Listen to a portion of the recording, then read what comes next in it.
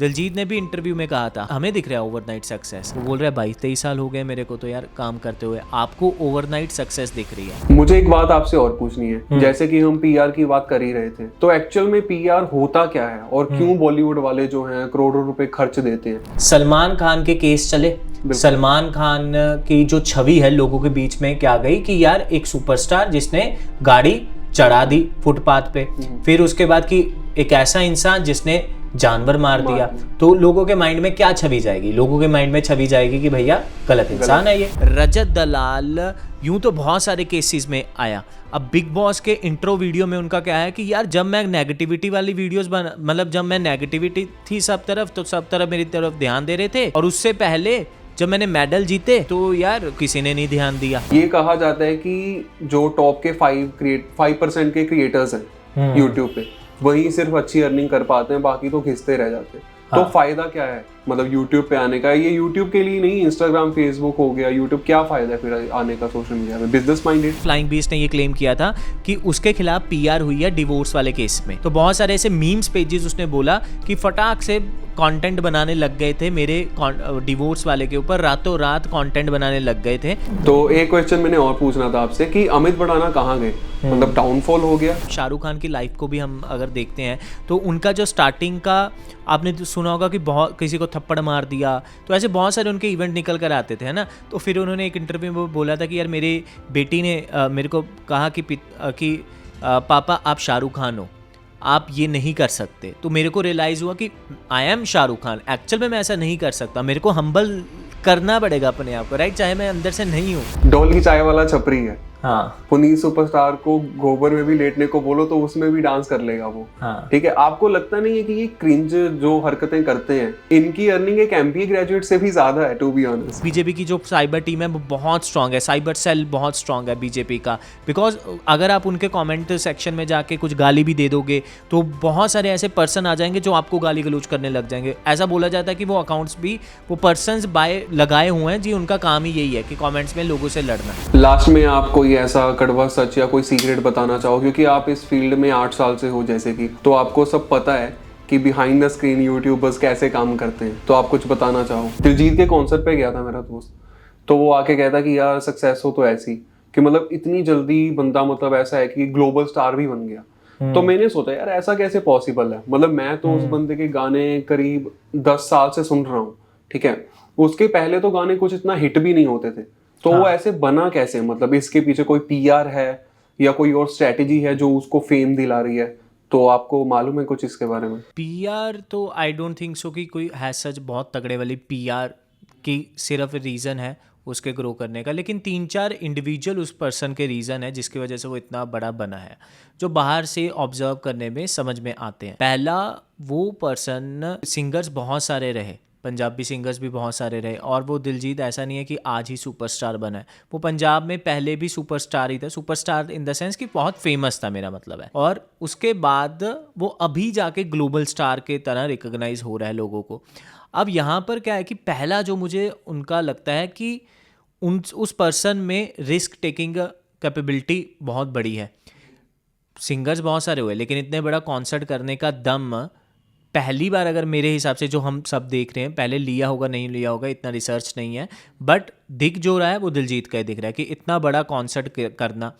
और उस कॉन्सर्ट में जब वो दिल्ली के कॉन्सर्ट में, ये मैंने रिसेंटली नंबर सुना कि 150 करोड़ रुपए कमाए, तो उस कॉन्सर्ट को करने में भी करोड़ों रुपए लगे हैं भाई, राइट। इसे कहते हैं रिस्क टेकिंग कैपेबिलिटी। एक बैंड जो उन्होंने था उनका, वो रेड होगा, ग्रीन होगा, वो वाइट होगा, वो सब बहुत सोच समझ के पहले वेल प्लान्ड कॉन्सर्ट जिसे कहते हैं, और इसे करने में वेल प्लान्ड टीम और अच्छी टीम और अच्छा पैसा लगता है, तो इसे कहते हैं रिस्क टेकिंग कैपेबिलिटी। दूसरा, दिलजीत ने भी इंटरव्यू में कहा था हमें दिख रहा है ओवरनाइट सक्सेस।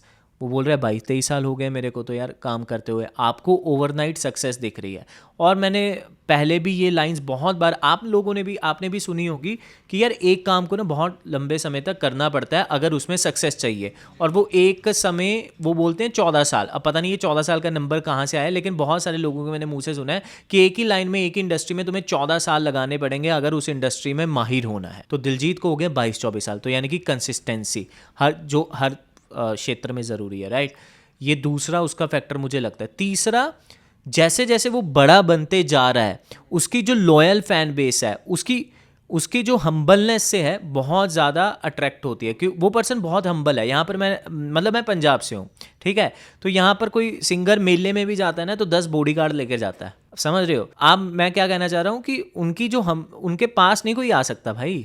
और यहाँ पर वो इतना बड़ा ग्लोबल स्टार होने के बावजूद आपको कोई भी, इसे अच्छी पीआर का नाम ले लो या कुछ भी कह लो, लेकिन ऐसा कोई भी स्टंट, ऐसी कोई भी एक्टिविटी इतने लाखों फैंस होने के बाद भी उसके उसकी तरफ से कभी नहीं मिलेगी। वो न्यूज़ आपको कभी नहीं मिलेगी कि दिलजीत ने बहुत गुस्से से किसी को ये कर दिया, और हमेशा आप उसे नोट करोगे बहुत ज़्यादा हम्बल इस तरह से वर्ड।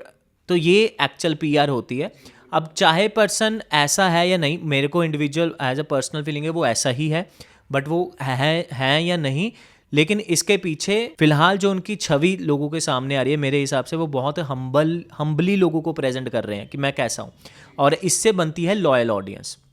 तो मेरे को तो ये बाहर के 3 फैक्टर समझ में आते हैं, इसके अलावा भी डेफिनेटली बहुत सारे फैक्टर होंगे। तो ओवरनाइट सक्सेस नहीं है, बहुत टाइम लगता है। और यार एक चीज़ तुम समझो कि शाहरुख खान भी, अगर अब शाहरुख खान की लाइफ को भी हम अगर देखते हैं तो उनका जो स्टार्टिंग का आपने तो सुना होगा कि बहुत किसी को थप्पड़ मार दिया, तो ऐसे बहुत सारे उनके इवेंट निकल कर आते थे, है ना। तो फिर उन्होंने एक इंटरव्यू में बोला था कि यार मेरी बेटी ने मेरे को कहा कि पापा आप शाहरुख खान हो, आप ये नहीं कर सकते। तो मेरे को रियलाइज़ हुआ कि I am Shahrukh Khan, actual में मैं ऐसा नहीं कर सकता, मेरे को हम्बल करना पड़ेगा अपने आप को, राइट, चाहे मैं अंदर से नहीं हूँ, क्योंकि वो एक आपको रिस्पॉन्सिबिलिटी में मिल जाती है। आपको लोगों की बातों में गुस्सा आ रहा है, राइट। मेरे को भी लेट्स सपोज कि मैं यूट्यूब कंटेंट, मतलब यूट्यूब के बारे में बताता हूँ, कंटेंट के बारे में बताता हूँ कि किस तरह से करना है। अब लोग आके कोई फालतू क्वेश्चन पूछते हैं, मेरे को भी गुस्सा आता है।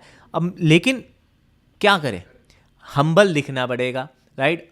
गुस्से से तो काम नहीं चलेगा अगर आपको अपना लॉयल फैन बेस बनाना है। तो शायद ये जो हम्बलनेस वाली है ना, आई थिंक ये बहुत बड़ी एक अंदर से गुण है जो डेवलप करना ही पड़ता है अगर आपको एक बहुत बड़े लेवल पर जाना है। तो दिलजीत को दिलजीत बनाता है ये 3-4 क्वालिटीज़ जो हमने बात की मेरे हिसाब से। तो मुझे एक बात और जाननी है, जैसे कि हम पीआर एजेंसी की बात कर ही रहे थे, तो एक्चुअल में ये पीआर वर्ड होता क्या है? जैसे बॉलीवुड वाले जो हैं वो करोड़ों रुपए खर्च देते हैं, जैसे कि Salman Khan being human PR हो गई, star kids PR, image white wash PR. तो ये एक्चुअल में पीआर वर्ड है क्या, ये कैसे वर्क करता है? पीआर यार बहुत एक सही वर्ड आपने चूज़ किया। मैं आपको एक एग्जांपल के साथ बताता हूँ। सलमान खान के केस चले, सलमान खान की जो छवि है लोगों के बीच में क्या गई कि यार एक सुपरस्टार जिसने गाड़ी चढ़ा दी फुटपाथ पे, फिर उसके बाद कि एक ऐसा इंसान जिसने जानवर मार दिया। तो लोगों के माइंड में क्या छवि जाएगी? लोगों के माइंड में छवि जाएगी कि भैया गलत इंसान है ये, ठीक है, तो उसका फैन बेस टूटेगा। अब मैं इस बात में बिल्कुल ये भी नहीं कह रहा कि ये मैं क्लेम कर रहा हूँ, ये हमें लोगों से पता लग रहा है, मीडिया बता रही है, राइट। अब हमारे माइंड में हैज़ अ व्यूअर उनकी छवि ये जा रही है। अब जहाँ पर आती है पीआर गेम्स क्या होती हैं? पीआर होता है पब्लिक रिलेशन। अब पब्लिक रिलेशन का एक्चुअल, इसको ये बहुत पुरानी टर्म होगी, अब इसमें एडवांस आ गया कि आपकी छवि को सुधार देना, जैसे आपने एक वर्ड यूज़ किया वाइट वॉश। अब आप कुछ ऐसा करो कि आप एनजीओ चलाओ, तो आप लोगों के सामने किस तरह से अपने आप को प्रेजेंट कर रहे हो कि मैं बहुत ही बेटर इंसान हूँ जी, मैं लोगों को दान पुण्य करता हूँ, मैं लोगों के लिए भलाई का काम करता हूँ। तो बीइंग ह्यूमन उसी के बाद, अगर आप नोट भी करोगे, उसी के बाद एग्जिस्टेंस में भी आया, पहले नहीं था, उन्हीं केसेस के बाद एग्जिस्टेंस। और माना जाता है कि उनके पिताजी ने ये स्टार्ट करवाया था, समथिंग लाइक, मीडिया में ही खबरें हैं, इंटरनेट से सोर्सेज हैं हमारे, वहीं पे ये सारी चीज़ें बोली जाती हैं, ठीक है। तो जहाँ पर एक्चुअल में जो पीआर होती है बहुत बार वाइट वॉश के लिए होती है कि अगर कोई इंसान गलत बन चुका है तो उसकी वाइट वॉश के लिए अच्छा कंटेंट पब्लिश करवाना, राइट। रजत दलाल यूं तो बहुत सारे केसेस में आया। अब बिग बॉस के इंट्रो वीडियो में उनका क्या है कि यार जब मैं नेगेटिविटी वाली वीडियोस मतलब जब मैं नेगेटिविटी थी सब तरफ, तो सब तरफ मेरी तरफ ध्यान दे रहे थे, और उससे पहले जब मैंने मेडल जीते तो यार किसी ने नहीं ध्यान दिया। तो ये बोलना भी पीआर है, राइट, समझ गए। तो इस मतलब ये इस बात में कोई सेंस नहीं था, लेकिन ये बोलना भी पीआर है कि अपनी जो इमेज है उसको वॉश करना है, इसे इमेज वॉश कर दें। बहुत बार आपने एक न्यू एग्जांपल देता हूँ, कोई भी कंट्रोवर्सी होगी इंटरनेट के ऊपर, LV Yadav versus Dhruv Rathee, flying beast versus Dhruv Rathee, कोई भी इस तरह से कंट्रोवर्सी आप लगा लो, तो उसमें क्या होगा? उसमें अभी जैसे फ्लाइंग बीस्ट ने ये क्लेम किया था कि उसके खिलाफ पीआर हुई है डिवोर्स वाले केस में, तो बहुत सारे ऐसे मीम्स पेजेस उसने बोला कि फटाक से कंटेंट बनाने लग गए थे मेरे डिवोर्स वाले के ऊपर, रातों रात कंटेंट बनाने लग गए थे और इतना कंटेंट पब्लिश हुआ था, मीम पेजेस ने किया था। और वो मीम पेजेस ऐसे नहीं चलते, मीम पेजेस एक्चुअल में वो पीआर एजेंसीज चलाती हैं जिनके इसे थीम पेजेस कहा जाता है। उनके पास बहुत सारे पेजेस होते हैं, वो कंटेंट डालना चालू कर देते हैं, यानी कि आपके फेवर में भी डाल सकते हैं, आपके अगेंस्ट भी डाल सकते हैं। बिग बॉस में एलविश यादव गया तो क्या हुआ, बहुत कंटेंट कितना वायरल होने लगा, फुकरा इंसान वर्सेस एलविश यादव की क्या बातें बार बार आए कि यार दोनों ने पीआर एजेंसीज लगा रखी हैं, बहुत ज़्यादा पीआर एजेंसीज लगा रखी हैं। पीआर एजेंसीज का क्या मतलब है, सिंपल मतलब यही है ना कि आपकी माइंड में क्या डालना है वो पीआर का काम है। वो ये लोग डिसाइड कर सकते हैं कंटेंट से कि आपके माइंड को किसी के फेवर में करना है या आपके माइंड को किसी के अगेंस्ट करना है। मोदी जी की सोशल मीडिया टीम इस तरह से साइबर टीम बोली जाती है कि बीजेपी की जो साइबर टीम है वो बहुत स्ट्रांग है, साइबर सेल बहुत स्ट्रांग है बीजेपी का। बिकॉज अगर आप उनके कमेंट सेक्शन में जाके कुछ गाली भी दे दोगे तो बहुत सारे ऐसे पर्सन आ जाएंगे जो आपको गाली गलौज करने लग जाएंगे। ऐसा बोला जाता है कि वो अकाउंट्स भी वो पर्सनस बाय लगाए हुए हैं जी, उनका काम ही यही है कि कमेंट्स में लोगों से लड़ना, राइट। तो ये पूरा इसे पीआर ही कहते हैं। और इसीलिए एल्गोरिथम अपनी जगह होता है कि आप जैसा देखते हो वैसा कंटेंट आपको दिखाया जाता है, फेसबुक का एल्गोरिथम, यूट्यूब का एल्गोरिथम, जिस कंटेंट में हम इंटरेस्टेड हो। लेकिन वैसा कंटेंट कोई तो बना रहा है ना, और वो इतनी मात्रा में जब एक ही बार में आता है तो वो समझ में आता है कि भाई ये पीआर एजेंसीज का काम है। तो आप भी पीआर एजेंसी खोल सकते हो। आपका क्या काम रहेगा, आपके पास बहुत सारा पोर्टफोलियो होना चाहिए, बड़े बड़े पेजेस का, बड़े बड़े यूट्यूब चैनल्स का, बड़े बड़े फेसबुक पेजेस का। इवन आप इन्फ्लुएंसर्स के साथ टाई अप कर सकते हो कि भाई सही समय पर आने पर मैं तुम्हें पैसा दूंगा और तुम्हें इसके खिलाफ या अगेंस्ट या फेवर में बोलना होगा, बोलोगे तो वो कॉन्ट्रैक्ट है जी आपका। बहुत सारी बॉलीवुड में फिल्में आई थी तो उनके जो रिव्यूज़ वाले चैनल थे, ठीक है, एक बहुत बड़े स्टार की वीडियो हाल ही में फिल्म आई थी तो उनके रिव्यूज़ वाले जो चैनल होते हैं फिल्मी रिव्यूज़, तो उन्होंने सब ने बहुत अच्छे रिव्यूज़ दिए थे और फिल्म बहुत ही बेकार थी जो जनरल ऑडियंस बोल रही थी। और उस टाइम सब पता लग रहा था कि यार जो बंदा आज तक नहीं बोला रिव्यू वो भी रिव्यू दे रहा आके, मतलब ऐसे अखबार भी रिव्यू दे रहे थे जो आज तक ये करते ही नहीं थे, उनका काम ही नहीं था ये मूवी का रिव्यू देना। तो समझ में आ रहा था कि भाई पैसा चढ़ा हुआ है सब जगह। तो ये पीआर का ही गेम है कि लोगों के माइंड में क्या छवि छोड़नी है अपने फेवर में या अगेंस्ट में किसी के, तो वो आप पीआर से करवा सकते हो। तो जैसा कि हमने बात की थी पीआर एजेंसी के बारे में, अब आते हैं थोड़ा सोशल मीडिया की तरफ। ये कहा जाता है कि जो टॉप के 5% के क्रिएटर्स हैं यूट्यूब पे, वही सिर्फ अच्छी अर्निंग कर पाते हैं, बाकी तो घिसते रह जाते हैं। तो फायदा क्या है मतलब यूट्यूब पे आने का? ये यूट्यूब के लिए नहीं, इंस्टाग्राम, फेसबुक हो गया, यूट्यूब, क्या फायदा है फिर आने का सोशल मीडिया में? Business minded? यार देखो, एक चीज़ है कि बिजनेस माइंडसेट से ही आना पड़ेगा अगर आप अच्छा कमाना चाहते हो। पहला देखो, वो ट्रेडिशनल मेथड्स अपनी जगह हैं। आप कुछ व्यूज़ लेकर आओगे, 2, 4, 5, 6, 7 लाख व्यूज़ आएंगे, आपको 100, 200, $300 की अर्निंग होगी, वो काम चलाऊ काम है, ठीक है। अब अगर आप कुछ सोशल मीडिया पर आ रहे हो तो मैं तो एक्सपेक्ट कर रहा हूँ कि आप बहुत कुछ बड़ा करने आ रहे हो, फिजिक्स वाले की तरह आप बहुत बड़ी कंपनी बनाने वाले हो, ठीक है। मिस्टर बीस्ट की तरह आप पता नहीं अपनी चॉकलेट्स भी निकालने वाले हो, आप लोगन पॉल की तरह अपना प्राइम ड्रिंक भी निकालने वाले हो। बाय द वे, जब हम इस बात कर रहे हैं, कुछ ही दिनों में मैंने उनका पोस्ट वगैरह देखा कि लोगन पॉल और मिस्टर बीस्ट इंडिया में आ रहे हैं। अब मेरे को पूरा अंदर से कन्विक्शन है कि भाई प्राइम और मिस्टर बीस्ट की जो चॉकलेट है अभी इंडिया में लॉन्च होने वाली है, और क्योंकि वो मल्टीपल कंट्रीज़ में कर चुके हैं। अब इसी रिलेटेड मैंने एक शॉर्ट वीडियो भी बनाई थी कि यार जो अपने इंडियन क्रिएटर्स हैं उनके पास इतनी रीच है, लेकिन वो आज तक अपना एक प्रोडक्ट नहीं लॉन्च कर पाए। लॉन्च करते हैं तो ज़्यादा से ज़्यादा क्या किया उन्होंने, मर्चेंडाइज लॉन्च किया। यार मैं मर्चेंडाइज नहीं ले सकता भाई किसी फेमस क्रिएटर की, मैं अपनी टी शर्ट डाल दूंगा या क्योंकि वो कंपैरेटिवली हमेशा वो महंगी ही देंगे, राइट। जहाँ पर मुझे वो वही क्वालिटी 400 में मिलेगी, वो 1200 से कम नहीं दे सकते, बिकॉज उनका इतना बल्क नहीं। लेकिन कोई मास का ऐसा प्रोडक्ट तो लॉन्च कर सकते थे ना, कि जैसे कि चॉकलेट हो गया, चिप्स का पैकेट हो गया। मैं सौरभ जोशी का मैं बार बार एग्जांपल लेता हूँ। भाई सौरभ जोशी के पास पूरी बच्चों की ऑडियंस है, वो निकाल सकता था अगर दिमाग, लेकिन भाई है कि हाँ, अंदर से भी एंटरप्रेन्योरशिप वाला माइंडसेट होना चाहिए। बट यही चीज़ है कि अगर आपको यूट्यूब, इंस्टाग्राम से बहुत बहुत कुछ बड़ा करना है, देखो तुम लाखों कमा रहे हो, करोड़ों कमा रहे हो, वो एक्सेप्शनल केसेस जो अपने टॉप 1% ऑफ यूट्यूबर्स हैं, वो विदाउट लॉन्चिंग एनी प्रोडक्ट और सर्विस वो कमा लेंगे। लेकिन अगर तुम्हें अच्छा पैसा कमाना है, तुम्हारी फॉलोइंग ज़्यादा, मान के चलो तुम्हारी फॉलोइंग है 1 मिलियन, ज़्यादा नहीं, ज़्यादा नहीं है ये ओवरऑल। इवन अगर तुमने एक अपनी ऑडियंस के हिसाब से एक बढ़िया प्रोडक्ट या सर्विस निकाल दिया, तुम उससे ज़्यादा कमा सकते हो जो आपके टॉप 1% का है। अगर तुमने ढंग से सही से सोच के ऑडियंस को समझ के कोई प्रोडक्ट एंड सर्विस लॉन्च कर दिया। अब यही बात मैं कहता हूँ कि जो टॉप 1% है अगर वो लॉन्च कर दें तो क्या ही हो जाएगा, राइट। अभी मल्टी मिलियनर विकास दिव्यकर्ती, फिजिक्स वाला, खान सर, डॉक्टर विवेक, मल्टी मिलियनर्स हैं, बिलियनर्स भी आने वाले टाइम में। अभी 3-4 साल हुए हैं ये यूट्यूब एंड ये सारी चीज़ों का बूम। आने वाले टाइम में बहुत सारे लोग ये सोशल मीडिया वाले ही देखना बिलियनर भी आएंगे और वो बनेंगे। ऐसा नहीं कि ऐसा नहीं, क्योंकि वो अपन जहाँ तक देख पा रहे हैं इससे भी बहुत आगे की लिमिट, मतलब अपनी लिमिट से क्रॉस होकर ये अपने को चीज़ें दिखेंगी कि यार वो फलाना यूट्यूबर था, उसका वो वाला ब्रांड लॉन्च हो गया। अब साथ वाले मॉल में गए, यार उसकी चॉकलेट मिल रही थी, उसका ड्रिंक मिल रहा था, उसका चिप्स का पैकेट लॉन्च हो गया। तो अपने को ऐसा कुछ देखने को मिलेगा आने वाले टाइम में, और ये होगा।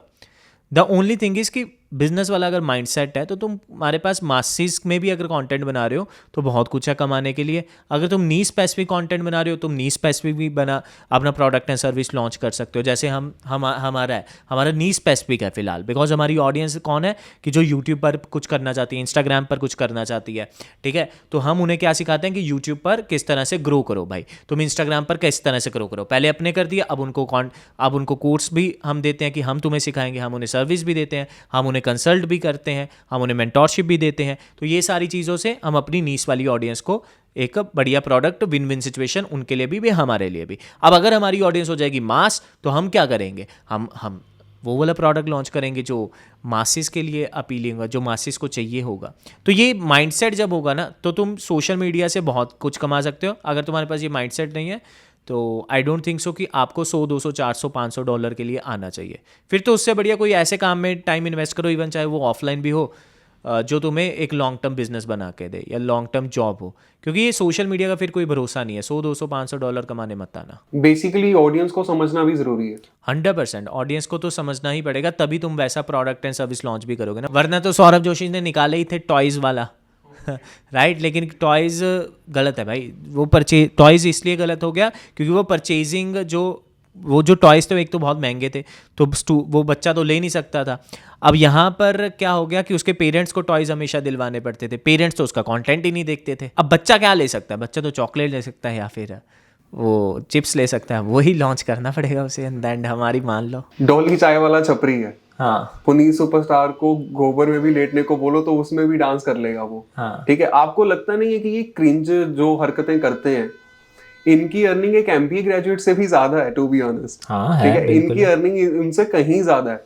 तो मतलब ये ऐसा क्या, कैसे है, क्यों है, मतलब ये क्रिंज हरकतें करके इतना कैसे कमा लेते हैं? क्रिंज यार देखो, क्रिंज वर्ड का मतलब क्या है? क्रिंज वर्ड का मतलब है कि आप करना कुछ चाहते थे, कर कुछ हो कुछ और गया, ठीक है, तो उसे बोलेंगे क्रिंज कंटेंट। लेकिन तुम्हें पता है कि मेरे को क्रिंज ही करना है, क्रिंज ही देखना है, इसे बोलेंगे स्ट्रेटजी। दीपक कलाल को पता है कि मेरे को क्रिंज ही करना है, क्रिंज ही देखा जाता है, इसे स्ट्रेटजी वर्ड है बोलूँगा मैं। डोली चाय वालों को पता है कि क्रिंज ही करना है, क्रिंज ही करके चला जा सकता है, इसे स्ट्रेटजी बोलूँगा। अब जॉन अब्राहिम पब्लिक में आके पुशअप करने लग जाएगा, इसे क्रिंज बोलूँगा मैं। भाई उसे अपना स्टारडम के लिए मेंटेन करना पड़ेगा, राइट। शाहरुख खान गलियों में आके कुछ करने लग जाएगा, इसे क्रिंज बोलूँगा। क्रिंज वो नहीं है कि जिसे पता है मैं क्रिंज हूँ, क्रिंज ही करूँगा, क्रिंज ही देखा जाएगा, तो इसे तो स्ट्रैटेजी बोलेंगे ना। तो ये चीज़ थोड़ा सा अपने को देखना पड़ेगा। अब यहाँ पर जब बात, हमेशा हम कंपैरिजन क्या करते हैं कि फलाना फलाना डोली चावल हो गया, दीपक लाल हो गया, या 2-4 पर्सन जितने भी अपने ये हैं कैटेगरी में, तो उनको कंपेयर किया जाता है एक पढ़े लिखे से। देखो यार वो कंपैरिजन गलत है। बिजनेस की इनकम भी ज़्यादा है, आप मतलब आजकल स्टार्टअप्स देख लो, हर चीज़ों को देख लो, वो ज़्यादा ही कमा रहे हैं ये पढ़े लिखों से, अपने सो कॉल्ड जिनके साथ आप कंपैरिजन करते हो। ऐसा नहीं है कि इसमें गलती किसी की है, ना ही गलती क्रिंज वालों की है, ना ही गलती वो पढ़े लिखों की है, राइट। अब द ओनली थिंग इज़ कि हमें समझना होगा कि आज के टाइम में जो ट्रेंड है, आज के टाइम में चीज़ें जहाँ पर बढ़िया हैं, हमें उस स्किल को अपनाना होगा। स्किल आप डिजिटल मार्केटिंग सीखो, आप यूट्यूब सीखो, आप सोशल मीडिया सीखो, आप वीडियो एडिटिंग सीखो। आपने MBA डिजिटल मार्केटिंग में की है, आपको SEO का मतलब नहीं पता, राइट। तो फिर आप क्यों कंपैरिजन कर रहे हो चीज़ों के साथ, राइट। और वहाँ पर जो यूट्यूबर है जो सिर्फ क्रिंज कंटेंट बना के लोगों तक मार्केट कर रहा है अपने आप को, आपसे बड़ा तो डिजिटल मार्केटर वो हो गया, तो आपने MBA डिजिटल मार्केटिंग में की थी, स्टिल आपको डिजिटल मार्केटिंग का कुछ नहीं पता है। तो ये थोड़ा सा देखना पड़ेगा कि आने वाले टाइम में, आपको एक और चीज़ बताऊँ, ज़्यादा डेप्थ में नहीं जाएंगे, लेकिन एक बहुत ही सीधी बात बताता हूँ, आने वाले 5 से 10 साल क्रिंज कंटेंट के ही है। जिसे आप क्रिंज कह रहे हो ना, यही क्रिंज कंटेंट ब्रांड्स को भी लुभा रहा है। यही ब्रांड्स क्रिंज कंटेंट वालों को लाखों रुपए की, करोड़ों रुपए की स्पॉन्सरशिप भी देंगे, और किसी पैकेट में क्रिंज कंटेंट का, मतलब किसी फेमस पैकेट पे आने वाले टाइम पे किसी क्रिंज क्रिएटर का आपको फोटो भी दिखेगा एज अ ब्रांड एम्बेसडर। तो ये सारी चीज़ें भी होंगी आने वाले 5-10 सालों में। ज़्यादा 5 साल भी मैंने बहुत ज़्यादा बोल दिए, दिखेंगी आपको, ठीक है। और वो अभी किस लेवल पर आ गए हैं आपके वो सो कॉल्ड क्रिंज क्रिएटर? अभी वो आ गए हैं इवेंट्स के ऊपर, इवेंट करते हैं लाखों रुपया लेकर, ठीक है, लोगों के ओपनिंग्स में जाते हैं लाखों रुपया लेकर, है ना, और वो स्पॉन्सरशिप्स कर रहे हैं लाखों रुपए लेकर, और भी बहुत कुछ इसी तरह से इवेंट्स वो छोटे मोटे चीज़ें कर रहे हैं। और ये आपको एक लिमिट आगे दिखेगी बहुत जल्दी, कि जहाँ पर वो ब्रांड एम्बेसडर भी बन रहे होंगे छोटे छोटे ब्रांड्स का। ऐसा नहीं होगा कि वो क्रिंज क्रिएटर्स के साथ, हाँ ये भी हो सकता है क्रिंज क्रिएटर्स के साथ कोई दिमाग जुड़ जाए और उनका कोई नया बिजनेस भी लॉन्च हो जाए, लेकिन वो दिमाग डेफिनेटली चाहिए होगा। वो खुद तो नहीं कर पाएंगे, लेकिन कोई ना कोई चाहिए होगा, और हो सकता है हमें ऐसा देखने को भी मिले, राइट। तो ये चीज़ हमें समझनी होगी कि एक्चुअल में चाहे वो क्रिंज है, जिसे आप गलत समझ रहे हो, वो क्योंकि लोगों तक पहुंच पा रहा है, जिसके पास वो कौन सा वर्ड था कि attention is the new currency. तो अगर आपके पास अटेंशन है, उन क्रिंज क्रिएटर्स के पास अटेंशन है ना लोगों का, लोग उन्हें जानते हैं, तो वो कुछ भी बिल्ड कर लेंगे, और जब बिल्ड कर लेंगे तो पैसा तो डेफिनेटली आपके MBA ग्रेजुएट से ज़्यादा ही आएगा। तो ये चीज़ है। मुझे तो यही लगता है आने वाले जो 5-6 साल होंगे उनमें टाटा अंबानी जो हैं, हाँ, ठीक है, वो बिलियनियर नहीं होंगे, बल्कि यूट्यूबर के जो क्रिएटर्स हैं जो टॉप 1% पे हैं या 5% में आते हैं वो होंगे। आपको क्या लगता है? हाँ, मेरे को भी बहुत हद तक लगता है कि फिज़िक्स वाला, जैसे मैंने अभी नाम लिए थे, फिज़िक्स वाला खान सर, विकास दिव्यकर्ती, बहुत सारे हैं ऐसे। और इंटरनेशनल में बात करें, मिस्टर बीस्ट, लोगन पॉल, ये तो है ही हैं अपने आप में, है ना। इनकी तो अलग ही लेवल की अब कंट्रोवर्सी होती है। अच्छा, पहले जब ये यूट्यूबर थी, इनकी कंट्रोवर्सी थोड़े छोटे लेवल के, यूट्यूबर का पंगा यूट्यूबर से। अब इनकी कंट्रोवर्सी होती है FBI के साथ भी। FBI ने इनका फिलहाल कोई चीज़ पकड़ लिया, मतलब अब समझ रहे हो, मतलब ये उस लेवल के बंदे बन चुके हैं, ठीक है। तो कंट्रोवर्सी से, और इनका फिलहाल कोई टैक्स इवेजन है, इनकी फिलहाल कंपनी में ये घोटाला हुआ है, तो इनकी कंट्रोवर्सीज उस लेवल की होगी। इंटरनेशनल वाली मिस्टर बीस्ट की अगर मैं बात करूँ, लोगन पॉल की बात करूँ, तो यहाँ से समझ में आता है कि आने वाला टाइम इनका ही है, राइट। लोग इनके बारे में जान रहे हैं, बात कर रहे हैं, समझ रहे हैं, अथॉरिटीज़ इनके पीछे हैं, राइट। गवर्नमेंट इनको कंसिडर कर रही है, मतलब अलग अलग जगहों पर बुलाती है। तो ये सारी चीज़ें जब हमें समझ में आती है, तो ये दिखाता है कि ट्रेंड कहाँ जा रहा है। तो ये यूट्यूबर्स का, इन्फ्लुएंसर्स का कह लो, क्रिएटर्स का कह लो, जिसके पास ऑडियंस है, और आने वाले टाइम में ना सिर्फ बिलियनियर या पैसे के मामले में, आने वाले टाइम में जो आपको बहुत सारे पॉलिटिशियंस मिल सकते हैं। देखोगे कि जो लोकल लेवल पर, सिंपल बहुत बड़ी बातें मत करो, लोकल लेवल पर जिस पर्सन की बहुत ज़्यादा कंटेंट में इन्फ्लुएंस मतलब होगा अपने लोगों में, वो वोटिंग में खड़ जाएगा, मतलब खड़ जाएगा इन द सेंस पॉलिटिक्स में आ जाएगा, MLA की वोट्स में, इवन उससे भी अगर कोई छोटी वोट्स होती हैं तो उसमें, राइट। और अपने यहाँ पर इंडिया की बात करें तो मान के चलो LV यादव कल को हरियाणा के किसी मंत्री के पद पे लग गया, तो एवरीथिंग इज़ पॉसिबल, राइट। ये हो सकता है कि ध्रुव राठी अपना CM के कैंडिडेट्स के लिए लड़ने आ गया, कुछ भी हो सकता है, राइट। आम आदमी पार्टी ने उन्हें टिकट दे दी, तो कुछ भी हो सकता है। और ये आने वाले दिखेगा कि कंटेंट क्रिएटर्स, इन्फ्लुएंसर्स, यूट्यूबर जिनका इन्फ्लुएंस बहुत बड़ा है मार्केट में, वो आपको पॉलिटिक्स में आते दिखेंगे, वो आपको बिजनेस में आते हुए दिखेंगे, वो आपको ज़्यादा पैसा कमाते हुए दिखेंगे, वो अलग अलग ऐसी एक्टिविटीज़ करते हुए आपको दिखेंगे जिसके लिए आप अभी उन्हें एक्सपेक्ट भी नहीं कर सकते। और ये सिर्फ एक ही चीज़ है, इसके पीछे का रीज़न क्या है? जैसे मैंने पहले बताया कि उनके पास नज़रें हैं कि जो उन्हें देख रही हैं। जब कम्युनिटी है, उनकी लॉयल ऑडियंस है, उनके पास, उनको लोग देख रहे हैं, समझ रहे हैं, उनसे इन्फ्लुएंस हो रहे हैं, जब तक ये चीज़ उनके पास है तो सब लोग उनकी कदर करेंगे ही करेंगे, राइट। तो इसीलिए मेरे को भी 100% मैं इस चीज़ से एग्री करता हूँ कि आने वाला टाइम इनका होगा ही होगा, और बहुत सारी चीज़ें हमें आने वाले टाइम में ऐसे दिखेंगी भी। आपसे एक बात पूछनी है कि थोड़ा ऑफ ट्रैक है, कि सक्सेस क्या है? मतलब सक्सेसफुल एक आदमी को कब माना जाता है?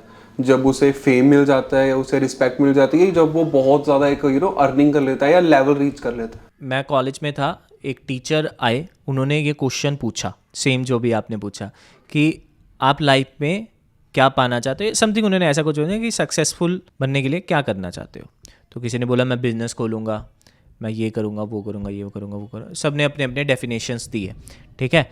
नाउ उन्होंने फिर लास्ट में ये रिप्लाई दिया था कि आपको सक्सेसफुल होने के लिए एक चीज़ की रिक्वायरमेंट है, वो है हैप्पीनेस, कि आप खुश रहो जिस चीज़ में, वो उस आपके लिए सक्सेस की डेफिनेशन है। इससे बड़ी डेफिनेशन कोई सक्सेस की है नहीं है। और ये बात बहुत बाद में एक्चुअल में समझ में आती है, मेरे को ऐसा लगता है कि आप इंसान पैसों के लिए भागता है, इंसान मतलब थोड़ा सा मेरे को ऐसा फील हो रहा है बाबाओं की तरह बात कर रहे हैं, लेकिन ये सच है। इन द एंड सबको यही रियलाइज़ होगा ही होगा कि अभी अगर मेरे पास पैसा नहीं है तो मेरे लिए सबसे बड़ी सक्सेस है पैसा कमाल। या लेट्स सपोज कि मैंने ये ग्रेजुएशन की, लेट्स सपोज, उसके बाद मैं कॉलेज से निकला, ग्रेजुएशन की, अब मेरे लिए सबसे बड़ी सक्सेस क्या है? जॉब मिल जाए, थोड़े पैसे घर में आने लग जाए। अब उसके बाद फिर मेरी सक्सेस क्या है? कि थोड़ा प्रमोशन हो जाए। फिर उसके बाद मेरी सक्सेस क्या है? कि मेरी शादी हो जाए। फिर उसके बाद मेरी सक्सेस क्या है? कि फिलहाना मैं कोई घर बना लूँ। फिर उसके बाद मेरी सक्सेस क्या है? कि फिलहाना मेरे पास गाड़ी आ जाए। इस तरह से वो आगे आगे आगे आगे होता जाएगा और सक्सेस की डेफिनेशन एक कदम आगे जाती जाएगी। अब ये रुकेगी कहाँ पे? हमने पैसों में भी बात कर ली, वो फिर रिलेशनशिप में भी आएगा कि मेरे को अच्छा रिलेशनशिप चाहिए अपने फैमिली के साथ, अपने वाइफ के साथ, अपने पेरेंट्स के साथ, वो चीज़ें होंगी। फिर उसके बाद उसके बच्चों की सक्सेस उसके लिए सक्सेस बन जाएगी, राइट। अब इन द एंड तो सक्सेस वो होती है मेरे हिसाब से, चाहे आप जो मर्जी कर रहे हो, वो होगी आपका हैप्पीनेस, जिस चीज़ में आपको हैप्पीनेस मिल रही है। और यही सबसे बड़ी बात है कि हैप्पीनेस आपको पहले दिन से भी मिल सकती है जब आपके पास कुछ नहीं है, और लास्ट तक भी नहीं मिलेगी जब आपके पास सब कुछ है। तो ये थोड़ा सा बाबाओं वाली बात होगी क्योंकि आपका क्वेश्चन ही ऐसा था, बट ये रियलिटी है। मेरे को पर्सनली सक्सेस की डेफिनेशन यही है कि वो जिसमें मैं खुश रहूं। तो ये खुशी को हम ढूंढ रहे हैं फिलहाल, तो कि देखते हैं कि किस चीज़ में खुशी मिल रही है। हर चीज़ को एक्सपोजर लेके देख रहे हैं हर चीज़ों का, एंड एक्सपोजर के साथ साथ हम ट्राई कर रहे हैं कि खुश रहें विद टाइम, कि हर चीज़ में जो है, जैसा है, कम है, ज़्यादा है, खुश रहें, और यही सक्सेस होगी। और तो वो वाला माइंडसेट धीरे धीरे करके अपना दूर करने की कोशिश कर रहे हैं, बिकॉज वो मोह माया वाली दुनिया में तो रहते ही हैं सारा दिन, तो दूर करने की कोशिश कर रहे हैं वो माइंडसेट कि ये मिल जाए तो खुश होएं, ये मिल जाए तो खुश हैं, ये आए तो खुश होए। सेटिस्फैक्शन वाले मोड में हर दिन जाने की मैं बहुत ज़्यादा कोशिश करता हूँ खुद से, कि जो भी है, जितना भी है, सेटिस्फाइड हो जाऊँ, जैसे मर्जी, चाहे आज नुकसान भी हुआ है फिर भी सेटिस्फाइड हो जाऊँ, बिकॉज वही सक्सेस है। ये बड़े लोगों ने हमें बताया है, बड़े लोग इन द सेंस जो सक्सेसफुल हो चुके हैं, जिन्हें हम मानते हैं, उनकी लास्ट डेफिनेशन यही थी सक्सेस की। पहले शुरुआत में उनकी डेफिनेशन अलग अलग थी, लेकिन लास्ट में वो सब हर कोई कुछ ना कुछ यही बोल के गया। मरते हुए आप कह लो, जो सक्सेसफुल इंसान हैं तो वो यही बोल के गए हैं। तो आई थिंक हमें हैप्पीनेस के पीछे भागना चाहिए। तो ध्रुव राठी में ऐसा क्या है कि वो पिछले 8 साल से बंदा मतलब रेलेवेंट है सोशल मीडिया पे। उसके साथ वालों की अगर बात करें तो वो आज दिख भी नहीं रहे कहीं पे। ऑन द अदर हैंड अगर मैं बात करूं टेक्निकल गुरुजी की, बीच में उनका भी डाउनफॉल आया था, एंड नाउ स्टिल वो बहुत अच्छी अर्निंग कर रहे हैं। तो मतलब ये रेलेवेंसी जो सोशल मीडिया पे होती है, ये एक्चुअल में होती कैसे है? मतलब कोई स्ट्रैटेजी है या क्या है इसके पीछे का सीक्रेट, क्या है? रेलेवेंसी बहुत सही वर्ड है जो आपने यूज़ किया। रेलेवेंसी का मतलब है कि आपको अपनी ऑडियंस से कनेक्ट रहना पड़ेगा। ऑडियंस जो जैसा देखना चाहती है वैसा आपको कंटेंट प्रेजेंट उनके सामने करना पड़ेगा। बहुत सारे लोग टेक्निकल गुरुजी हो गए, बहुत टेक्निकल सागर हो गए, जिन्हें मैं देखा करता था 2016-17 में, ठीक है। आज वो उनका चैनल कमज़ोर है, चलता ही नहीं है, राइट। अब क्यों? क्योंकि उन्होंने कंटेंट को स्विच नहीं किया, कंटेंट को रेलेवेंट नहीं बनाया। जैसे जैसे टाइम आगे बढ़ता जा रहा है, राइट, जैसे जैसे टाइम आगे बढ़ रहा है, इवॉल्व हो रही हैं चीज़ें, ऑडियंस आपकी मैच्योर हो रही है। मैच्योर इन द सेंस कि छोटे छोटे बच्चों को पता ही है वो चीज़ें, तो आप वही कंटेंट फिर बना रहे हो, वो वैसा देखना ही नहीं चाह रही। अब अगर आपने कंपटीटर ने 10 लेवल आगे कर दिए, आप बोलो कि मैं तो वैसा ही बनाऊंगा कंटेंट, मैं तो वही बोरिंग कंटेंट बनाऊंगा, नहीं चलेगा जी आपका, बिकॉज आपकी ऑडियंस के पास ऑप्शन है आपको छोड़ के देखने के लिए। और इवन पहले एक ऑप्शन थी, अभी 10 ऑप्शन है, मतलब 10 गुना कंपटीशन भी बढ़ गया है, 100 गुना ऑडियंस भी बढ़ गई है, लेकिन 10 गुना कंपटीशन भी बढ़ गया है। ये चीज़ रेलेवेंसी का मेन मैटर है कि आप रेलेवेंट कंटेंट हमेशा अपने आप को इवॉल्व करके बनाते रहो। ध्रुव राठी ने ऐसा किया, ध्रुव राठी बहुत ज़्यादा कंटेंट स्विच किया। फ्लाइंग बीस्ट ने ऐसा किया, बहुत ज़्यादा कंटेंट अपना स्विच किया, राइट। तो जितने भी क्रिएटर्स हैं जो आज की तारीख में अच्छा परफॉर्म कर रहे हैं, उन्होंने इवॉल्व भी किया कंटेंट को और अपने कंटेंट को स्विच भी किया। नॉट ओनली इवॉल्व, स्विच और इवॉल्व वर्ड में भी डिफरेंस है। इवॉल्व होता है कि अपने कंटेंट में कुछ सुधार कर देना, स्विच होता है कि बिल्कुल ही चेंज कर देना। चेंज भी हुआ है कंटेंट ऑडियंस के हिसाब से, राइट। तो ये जब चीज़ हो जाती है तो काम हो जाता है। अच्छा, टेक्निकल गुरुजी की बहुत बढ़िया एग्जांपल है इसमें। टेक्निकल गुरुजी ने यूट्यूब पर तो इवॉल्व नहीं किया, यूट्यूब पर स्विच नहीं किया, इंस्टाग्राम पर उनके जाके देखो कंटेंट सबका सब एंटरटेनिंग है। कंटेंट जब से कैरी मिनाटी वाला सीन उनका आया है, राइट, तब से वो बहुत सारे अपने उनके कैप्शन देखना, बहुत सारे वो चीज़ों को वो जब भी फ़ोटो डालते हैं वो कहीं ना कहीं एग्जाम्पल वही देते हैं, राइट, वो कैरी मिनाटी वाली। क्यों? लोगों को एंटरटेनमेंट चाहिए, उन्हें समझ में आ गया, और इसके बदौलत उनका इंस्टाग्राम भी बहुत बढ़िया परफॉर्म कर रहा है, राइट। अब यही चीज़ अगर वो यूट्यूब पर कर लेते किसी तरह, टेकवर्धन ने किया ना, कॉमेडी एंटरटेनमेंट ही। अगर आप देखोगे टेक्निकल गुरुजी यूट्यूब पर एंटरटेनमेंट नहीं सर्व कर पाए, इंस्टाग्राम पर एंटरटेनमेंट सर्व कर पा रहे हैं, तो इंस्टाग्राम पर चल रहे हैं। टेक बर्नर आया यूट्यूब पर, उसने यूट्यूब पर टेक्नोलॉजी के साथ में एंटरटेनमेंट भी सर्व किया, वो चला। टेक्निकल गुरुजी नहीं कर पाए। तो यही सीधा और प्योर एग्जाम्पल है जो हमें बताता है कि भैया तुम्हें इवॉल्व भी करना पड़ेगा, तुम्हें अपने कंटेंट, इवन अपनी पर्सनैलिटी के, आई एम नॉट सेइंग कि आपको बिल्कुल अगेंस्ट जाके, लेकिन हाँ, थोड़ा आप वैसे पर्सन नहीं होता है यार हर कोई कि थोड़ा एंटरटेनमेंट तो वो कर सकता है। जब एक चीज़ से पैसे आ रहे हैं हमें पता है तो वो कर सकता है, राइट। अब बहुत सारे लोग बोलेंगे कि यार वो यूट्यूब को ही खरीद लेगा, उसे पैसों की जरूरत नहीं, ये वो सारी, मैं इस चीज़ से एग्री करता ही नहीं हूँ। अगर ऐसा कुछ होता एक्चुअल में तो वो कब के ये सोशल मीडिया छोड़ के चले जाते हैं। आज भी बहुत बड़ा गेम उनके हाथ में, या मेरे को नहीं पता, लेकिन यार है डायरेक्टली इनडायरेक्टली चीज़ें उनकी लाइफ में यूट्यूब और इंस्टाग्राम की वजह से बहुत हद तक सुधरी हैं और सुधर रही हैं। हनी सिंह अगर उन्हें लेट्स सपोज कि बड़े सुपरस्टार, बड़े चीज़ें उन्हें एप्पल का CEO आके मिलता है तो वो यूट्यूब की वजह से ही मिलता है, वो उनकी नेटवर्थ की वजह से नहीं मिलता उन्हें, राइट। तो ये चीज़ को डिनाई नहीं कर सकते हैं, ठीक है। तो मेरे को ऐसा लगता है कि इवॉल्व करो, रेलिवेंट रहो, और हमने भी ऐसा ही किया है। 8 साल में पहले हमने कंटेंट बनाते गए समझ में नहीं आया कि क्या चल रहा है। फिर 2021-22 में समझ में आया कि यूट्यूब कि लोगों को कैसे सीखना है, क्या सीखना है। इंस्टाग्राम पर जून में हमारे बहुत कम फॉलोअर्स थे, आज 3.5 लाख फॉलोअर हैं। अब जब आप देख रहे हो कि पता नहीं कितने होंगे। क्यों? क्योंकि हम इवॉल्व करते जा रहे हैं। हमें समझ में आता है कि कंटेंट लोग ऐसा देखना चाहते हैं, हम वैसा ही बना रहे हैं। मेरे को पता है कि अगर आपकी सक्सेस, लेट्स सपोज कि आप ग्रो हो गए, मैं आपको एक अपना फॉर्मूला दे देता हूँ कि जिससे मैंने ये गोल्डन प्ले बटन अचीव किया, आप इस फॉर्मूले से ग्रो हो गए, मैं आपको वही सिखाने बैठता हूँ, लेकिन वो फॉर्मूला बोरिंग है, मैं नहीं बनाऊंगा, मैं उसके ऊपर वीडियो नहीं बनाऊंगा, बिकॉज आप देखना ही नहीं चाहते। अब मेरे को पता है कि आपको इससे गोल्डन प्ले बटन नहीं मिलेगा, लेकिन गोल्डन प्ले बटन तो नहीं मिलेगा, लेकिन जो मैं अभी आपको कुछ टिप्स, ट्रिक्स, हैक्स ये बताऊंगा, अभी आप कान खुले रखकर सुनने वाले हो, तो मैं यही बनाऊंगा। इसे कहते हैं कि जो आपकी ऑडियंस देखना चाहती है वो आप बनाओ।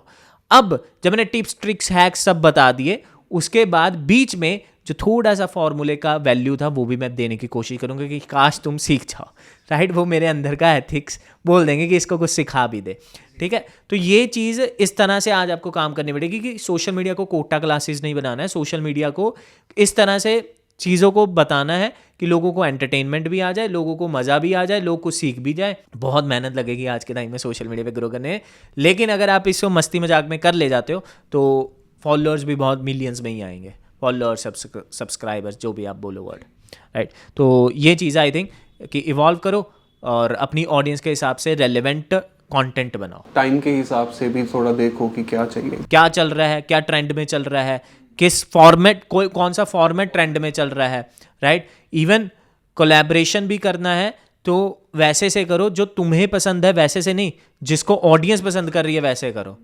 राइट। जो ये समय रैना है अपने शो पे बहुत लोगों को बुला सकते थे, दीपक लाल को ही क्यों बुलाया? कौन समझ रहे हो? काइंड ऑफ कैसे कंटेंट क्रिएटर्स को बुला रहे हैं, क्यों लोग पूनम पांडे को क्यों बुला रहे हैं?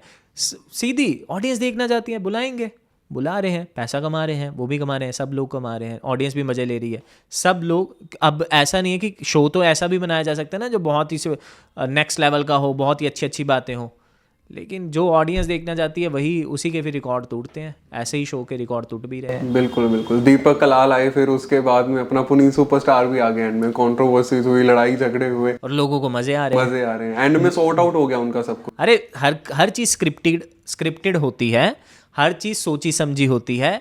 कोई ये ऐसा नहीं है कि ये बाहर जाकर एक दूसरे का मर्डर कर देंगे, इतना दम किसी ये जस्ट ऑडियंस हमारी यही कंटेंट कंज्यूम करना चाहती है, तो ऐसे सर्व किया जाता है, राइट। मैं बता रहा हूँ कि वो पर्सन ऐसे नहीं होंगे और चाहकर भी नहीं हो सकते, राइट क्या दिन रात वो गटर में थोड़ी लेटा रहता है। मूव्स कर रहे हैं वो, स्मार्ट खेल रहे हैं वो। मेरे को नहीं पता स्मार्ट है कि नहीं गटर में लेटना, लेकिन जो भी है ऑडियंस देखना चाह रही है, ये चीज़ तो है। संदीप महेश्वरी को फॉलो करते हो आप? हाँ बिल्कुल। मतलब मैंने एक चीज नोटिस करी कि पहले जो उनका ऑरा था वो बहुत ही रिस्पेक्टेबल था, लोग उन्हें बहुत देखते थे, ठीक है। हाँ। अभी कहीं ना कहीं मे बी वो लैक कर रहे हैं कि उनका ऑरा नॉर्मल क्रिएटर्स जैसा हो गया, नॉर्मल यूट्यूबर्स जैसा हो गया। ये may be just because controversies के कारण हुआ है। मतलब आपका क्या मानना है इस चीज़ के बारे में?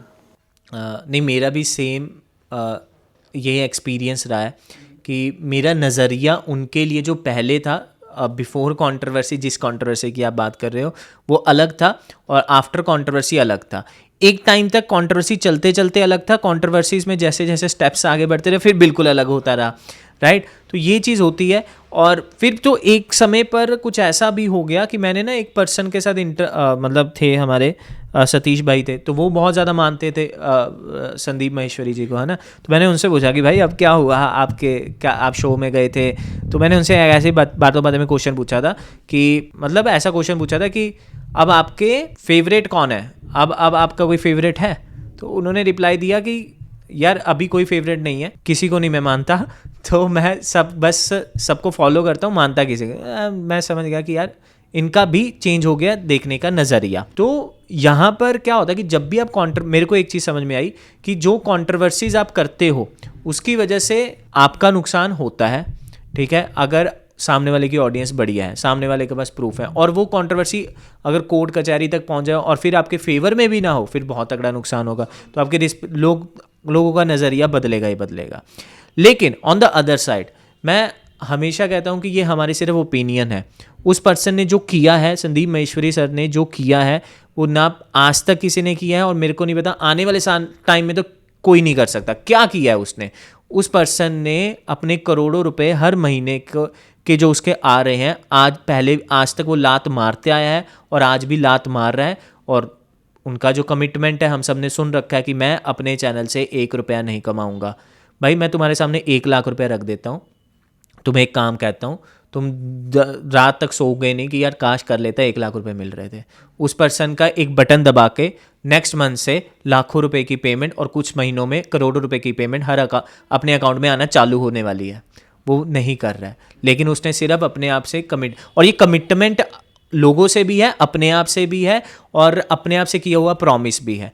और इसके लिए बहुत ज़्यादा क्लैरिटी चाहिए, ज़िंदगी में क्लैरिटी चाहिए। तो क्लैरिटी, शायद यही क्लैरिटी की वजह से वो किसी से भी लड़ जाते हैं, राइट। और शायद हमें वो चीज़ें दिखती ही नहीं है जो उन्हें दिखती होंगी, राइट। हम बहुत ज़्यादा वैसे हो जाते हैं कि यार इनको क्या ज़रूरत थी ये करने की, क्या ही फ़र्क पड़ रहा था, दुनिया ही कर रही है। तो शायद उन्होंने ऐसा नहीं सोचा, उन्होंने कुछ अलग नज़रिया। अब क्या सच है क्या झूठ है वो हमें नहीं पता, लेकिन उनका सोचने का नज़रिया डेफिनेटली, जब बंदा इतना क्लियर हो तो शायद सोचने का नज़रिया भी अलग होगा।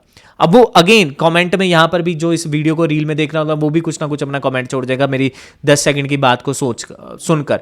लेकिन क्यों, सबका अपना ओपिनियन बनता है ना। तो यहाँ पर उनके लाइफ के एक्सपीरियंसेस के हिसाब से उन्होंने अपना डिसीजन लिया कि किसी के अगेंस्ट मेरे को क्या बोलना है। और डेफिनेटली, लेकिन as a content creator, as a audience को समझने वाला, इतने सारे चैनल्स क्योंकि हम चला रहे हैं अपने यूट्यूब के, और क्लाइंट्स के भी PR में भी काफ़ी हेल्प करते हैं, ऑडियंस उनका पर्सनल ब्रांड बनाने में हम हेल्प करते हैं। तो मेरे को बाहर से देखने में ये पक्का रियलाइज़ हुआ है कि उनका जो रिस्पेक्ट था, ऑडियंस में लॉयल फैन बेस था, वो कुछ परसेंटेज कम हुआ है सिर्फ एक एक्शन की वजह से। अब वो एक्शन शायद उनके लिए ज़रूरी था, नहीं ज़रूरी था, वो नहीं मैं कमेंट करूँगा। लेकिन हाँ, पब्लिक के पॉइंट ऑफ व्यू से और एज अ व्यूअर भी मैं बता सकता हूँ कि वो चीज़ कम हुई है उनके लॉयल फैन बेस में, सिर्फ उनके एक एक्शन की वजह से। तो एक क्वेश्चन मैंने और पूछना था आपसे कि अमित भड़ाना कहाँ गए? मतलब डाउनफॉल हो गया कि जैसे एक टाइम पे तो भुवन भाम और अमित भड़ाना एक दूसरे के बहुत तगड़े राइवल थे कंपैरेटिवली, मतलब बराबर के थे। और अमित भड़ाना आजकल दिखते नहीं है। और ऑन दी अदर हैंड जो भुवन भाम है वो हर 6 महीने बाद OTT सीरीज वगैरह में लॉन्च कर रहे हैं, जैसे ताज़ा खबर भी सीजन 2 आया अभी। सो क्या है ये मतलब? ऐसा नहीं है कि वो दिखते नहीं है। मुझे ना अमित भड़ाना की एक लाइन याद है कि मैं खुद को खुद ही बर्बाद कर लूँगा, तुम्हें बर्बाद नहीं करने दूंगा। ये उन्होंने अपने बोला था पॉडकास्ट में। यार अगर पर्सनैलिटी की बात करें, वो पर्सन बहुत ज़्यादा, मेरे को ऐसे फील होता है, अमित भड़ाना की मैं बात कर रहा हूँ, कि एथिकली वाइज वो बैटिंग ऐप्स को प्रमोट नहीं करते, किसी चीज़ को प्रमोट नहीं करते, गलत चीज़ को। उतने उनके फॉलोअर्स हैं, उतने व्यूज़ आते हैं बड़े अच्छे, लेकिन उनके पास अच्छी अपॉर्चुनिटीज़ भी आती होंगी, नो डाउट, क्योंकि उनके कंपिटिटर सेम नीश के सेम क्रिएटर्स के पास वैसी अपॉर्चुनिटी आती है और वो करते हैं बड़े धड़ल्ले से। हर लूडो ऐप, टूडो ऐप, वो कर रहे होते हैं अपनी हर वीडियो में कि भाई तुम इसमें पैसा लगाओ, सट्टा लगाओ, वट्टा लगाओ। अब वो पर्सन नहीं करता, तो इसीलिए उन्होंने बोला था कि मैं अपने आप को खुद बर्बाद कर लूँगा, तुम्हें बर्बाद नहीं करने दूंगा, क्योंकि ये चीज़ें मेरे को सही नहीं लगती हैं। अब जब तक, और वो कॉमेडी क्रिएटर्स का क्या रहता है कि उनके व्यूज़ पे इतना पैसा नहीं मिलता जिनका उनका प्रोडक्शन पे लग जाता है, जो वो वाले लेवल की हम बात करें, अमित बड़ाना, जो ये बेनीपाल एंड मतलब जो भी हैं, ठीक है। तो ये वाला जो कंटेंट है इसमें पैसा लगता है, तो इसके लिए तुम्हें स्पॉन्सरशिप उस लेवल की चाहिए होती है। एक ये, दूसरा ये हो गया कि कंटेंट में इवॉल्व करना अपने आप को, मतलब कंटेंट को इवॉल्व करना और कंटेंट को चेंज करना बहुत ज़रूरी है अकॉर्डिंग टू द ऑडियंस। जो हमने वर्ड पहले भी यूज़ किया था, रेलेवेंट रहना, ठीक है।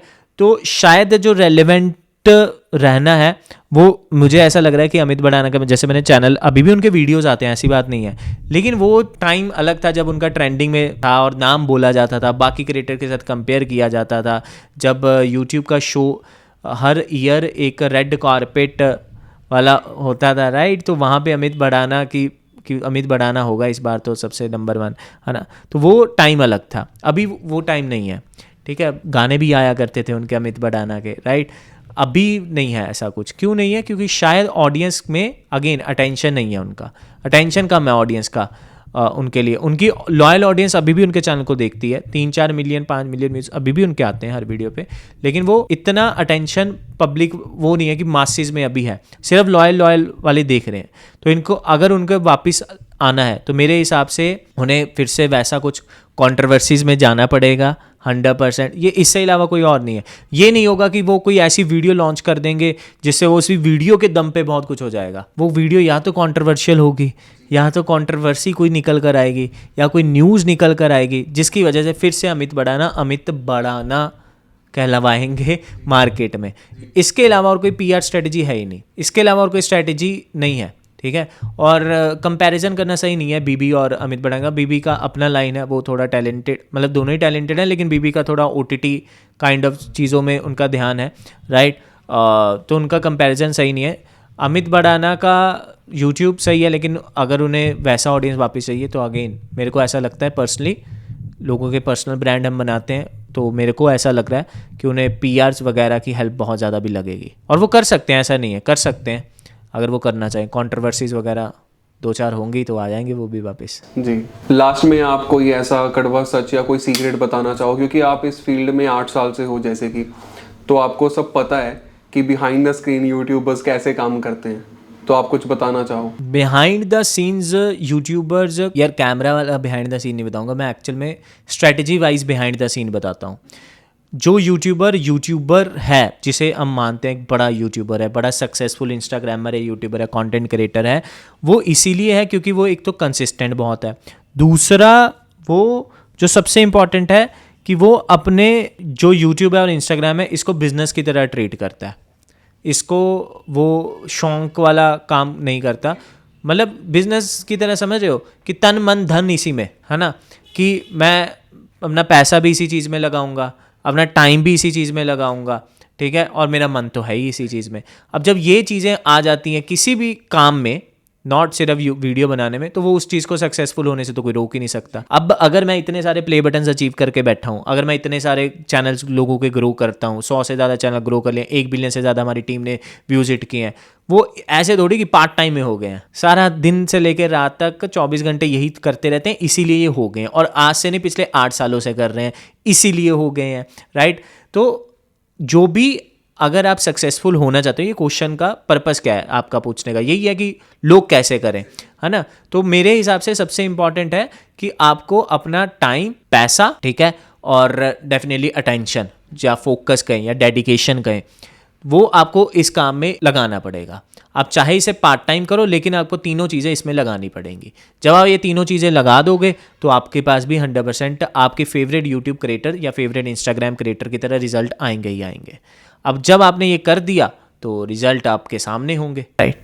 तो बाकी आप हमसे भी सीखते ही रहते हो। तो दरअसल लोगों की प्रॉब्लम ये है कि उन्हें सब कुछ जल्दी चाहिए, उन्हें ये नहीं सीखना कि ये कंटेंट कैसे बनाना है, इस नीश में कैसे काम करना है, लेकिन उन्हें ये पता है कि इसकी अर्निंग कितनी है। हाँ। सोशल प्लेट पे जाएंगे, किसी कोई हैंडल कॉपी करेंगे, अर्निंग देखेंगे, कहेंगे कल को वीडियो बनानी है, फिर बैठ जाएंगे, 2 दिन अपलोड करेंगे, फिर बैठ जाएंगे। तो आप उन लोगों के लिए कहो कुछ, उन लोगों को कुछ बताइए जो कि अपना कंसिस्टेंसी मेंटेन करें, वीडियोस डालें, ताकि वो एक लेवल पे आए। ऐसा नहीं है कि 2 दिन में मिल जाती है सक्सेस यूट्यूब पे, इवन सोशल मीडिया पे। देखो, ऑनलाइन अर्निंग्स की जब बात आती है ना, तो सबको लगता है कि बहुत ही क्विक रिच स्कीम है ये। तो पार्ट टाइम में भी अगर आज की तारीख में, जब जैसे मैं 2016-17 में मेरे को पार्ट टाइम काम ढूंढना था, तो मैंने अपने आसपास ढूंढा कि यार क्या पार्ट टाइम कर सकता हूँ, किसी की दुकान पे लग जाऊँ, ये लग जाऊँ। मतलब कॉलेज टाइम में रिजल्ट आने का टाइम में गैप था, तो कुछ पार्ट टाइम, तो न्यूज़पेपर डिस्ट्रीब्यूशन वाला सुबह सुबह वाला जॉब मिला। आज अगर किसी को पार्ट टाइम करना हो तो वो आसपास थोड़ी लगेगा, वो गूगल करेगा part time online works, online part time work. तो क्योंकि सबको क्विक कुछ चाहिए कि कुछ 2-4 फॉर्म भरूं दिन के, 1-2-4-5 डॉलर कमा लूं, है ना। तो सबको ऐसे चाहिए। अब उसी के चक्कर में क्या हो रहा है, तो यूट्यूब, इंस्टाग्राम, ये सब उन्हें लग रहा है कि यार ये भी पार्ट टाइम करने का बहुत बढ़िया तरीका है ना, इससे भी पैसा आएगा, काम कम करना पड़ेगा और पैसा, और काम उन्हें पता भी नहीं कि क्या करना है एक्चुअल में। अगर मैं आपको बता दूं कि अगर आपको यूट्यूब और इंस्टाग्राम पर ग्रो करना है, तो आपको कंटेंट बनाना सीखना होगा, और कंटेंट इंगेजिंग, नॉट सिर्फ बनाना, आपको इंगेजिंग बनाना सीखना होगा। अब ये अपने आप में ही एक स्टडी की तरह है। लोग इसकी स्टडी करते नहीं है, गवर्नमेंट ने कोई कोर्स नहीं निकाला, लेकिन ये है स्टडी की तरह। जैसे आपको डॉक्टर बनना है, इंजीनियर बनना है, कुछ भी बनना है, तो उसमें आपको सीखना पड़ेगा। ऐसा थोड़ी कि कल उठ के आप इंजीनियर बन के डॉक्टर बन गए, नहीं। उसकी पूरी स्टडी, पूरा प्रोसेस, पूरा सब कुछ समझ के फिर आप उस काम के लिए रेडी हो गए, राइट। और उसके बाद भी प्रैक्टिस आपकी लगेगी कि ये सीए है, इतने साल की प्रैक्टिस कर रहा है, राइट। प्रैक्टिस करते करते देखो ये यहाँ मुकाम तक पहुँच गया। तो यहाँ पर आपका भी क्या होगा कि जब आप कंटेंट क्रिएशन में आते हो, अगर आपको यूट्यूब, इंस्टाग्राम से मोटा पैसा कमाना है अपने फेवरेट यूट्यूबर को देख के, क्योंकि आप देखते आ रहे हो, उसने पिछले कई सालों से ये काम किया है, हम भी पिछले 8 सालों से कर रहे हैं, राइट। ऐसा तो नहीं 8 साल कब, 2016-17 से कर ही जा रहे हैं, 2024 हो गया है, अब बस ये 2-4 महीने में 25 हो जाएगी, है ना। तो क्या होगा कि अब हम इतने सालों से कर रहे हैं, उसकी वजह से 100 से ज़्यादा हमने चैनल ग्रो किए। पहले दिन नहीं किए, लेकिन 8 सालों में किए, 1 बिलियन से ज़्यादा व्यूज़ अचीव किए। कैसे हो गया? क्यों? हम कंसिस्टेंसी से लगे पड़े। अगर आपके पास इतना पेशेंस, नॉट ओनली पेशेंस, इतना, अगेन वही बात आ गई, तन मन धन से कर सकते हो तो आ जाओ, नहीं कर सकते हो तो ये ऑनलाइन वो वाला अर्निंग का तरीका नहीं है जिससे तुम इंस्टेंटली कुछ भी अर्न कर सकते हो। तुम्हें टाइम भी देना पड़ेगा, तुम्हें सारी चीज़ें देनी पड़ेंगी इसमें। कंसिस्टेंसी से क्या फॉर्मूला है? कंसिस्टेंट रहो, बस एटलीस्ट 6 महीने दो, कंसिस्टेंट रहो। हर जो भी फ्रिक्वेंसी सेट कर रहे हो कि मैं 2 दिन में एक वीडियो डालूंगा या 4 दिन में डालूंगा या 1 दिन में एक डालूंगा, वो डलनी चाहिए। इवॉल्व करते रहो कंटेंट को, एडिटिंग में सुधार करते रहो, अपने कैमरा क्वालिटी में सुधार करते रहो, अपने ट्रेंडिंग टॉपिक्स पे काम करो, टॉपिक रिसर्च अच्छी करो, साथ की किसी अच्छे जिसने अचीव किए हैं बहुत सारे चैनल्स के रिजल्ट, उनसे सीखो भी, साथ में उनकी स्ट्रेटजीज को इम्प्लीमेंट करो, उनसे उनके वेबिनार्स में जाके सीखो, उनके एनालाइज करो, ऑब्जर्व करो कि ये कैसे कर रहे हैं, कैसे वीडियोस बना रहे हैं, क्या इनका एंगल रहता है, कैसे इनकी हुक लाइन रहती है। ऑब्जर्व करके खुद अपनी वीडियो में इंप्लीमेंट करो। तो ये प्रोसेस है सीखने का, समझ रहे हो। तो बाकी कामों से आसान है यूट्यूब, इंस्टाग्राम पर कंटेंट बनाना, कंपैरेटिवली आपके ऑफलाइन कामों से काफ़ी ज़्यादा आसान है, ठीक है। तो इसको अगर कंपेयर करना होता है तो हमेशा ऐसे कर सकते हो कि बाकी कामों से आसान है, आपकी जॉब से आसान हो सकता है, मतलब जहाँ पर आपको 12-14 घंटे लगा रहे हो, मिल बहुत कम रहा है, ठीक है। या फिर आप इवन अपना कोई शॉप चला रहे हो, काइंड ऑफ वो सारे काम जो ट्रेडिशनल काम थे, उन सारे कामों से आसान है ये। लेकिन रिजल्ट पहले दिन से हो सकता है ना मिले, आपको घर में पैसे देने हैं, पहले महीने आपके पैसे ही ना आए, 6-6 महीने पैसे ही ना आए, तो फिर वैसा नहीं है, फिर आपको पार्ट टाइम करना पड़ेगा, है ना, कि जब तक पैसे ना आ जाए। तो ऐसा लेकर चलोगे तो लॉन्ग टर्म टिक जाओगे, अदरवाइज नहीं टिकोगे। सीखना सबसे इंपॉर्टेंट है, सीखना। खुद से सीखो या जो कर चुका है उससे सीख लो, लेकिन सीखना तो पड़ेगा ही। जी बिल्कुल।